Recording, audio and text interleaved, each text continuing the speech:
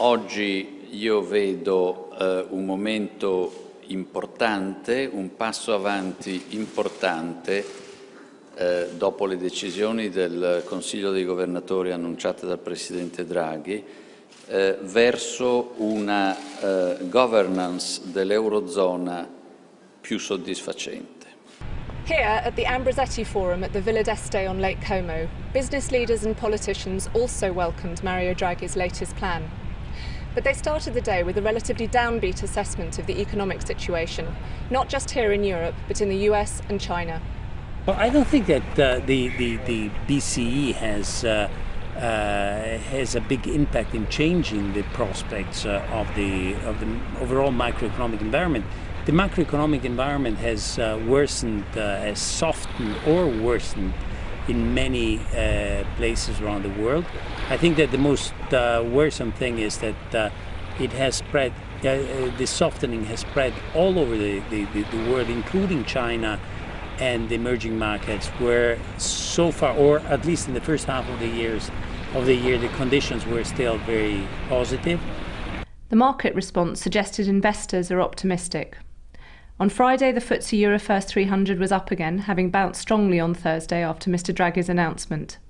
The S&P 500 also rose, reaching its highest level since May 2008. Bond yields in Italy and Spain have fallen. The yield on Spanish two-year bonds fell to a level last seen in April, and Italian two-year bond yields fell below 2.5%.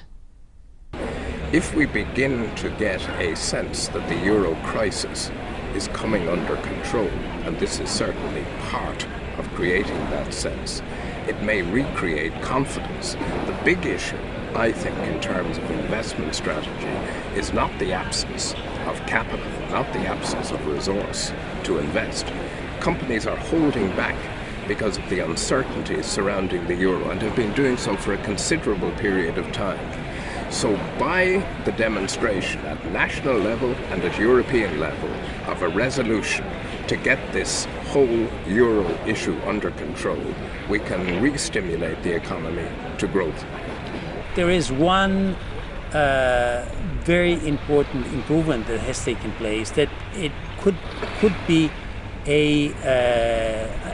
be anticipating improvements in the overall macroeconomic situation, and this is the equity market. Equities have been increasing in value in the last couple of months. So I think that the financial market sentiment has changed, and I think that this is an early indicator that something may improve also in the real economy. Any return of confidence, though, to the Eurozone would help European business, which has found it increasingly difficult to access credit as the Eurozone crisis has worsened. I think that per se these measures do not automatically improve access to credit, because I think there is a lot to do in the banking sector.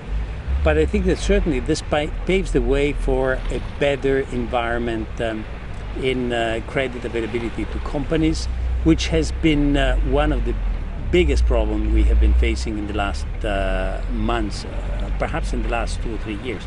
Especially small and medium-sized companies have suffered very much from this lack of credit availability. And if the situation becomes a little bit more relaxed on the financial side, I think that this will certainly improve the access to credit. So while companies and policymakers here at Ambrosetti have generally agreed that the latest moves by the ECB were extremely helpful, there was also general consensus that much more remained to be done.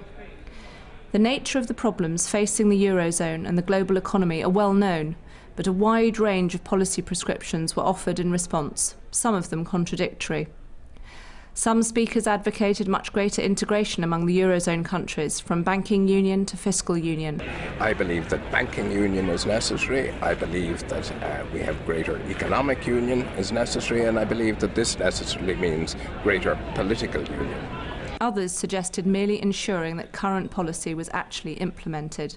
But it is impossible to avoid the impression that without further serious progress by European policymakers, the relief Mr. Draghi has provided to markets may well prove only temporary.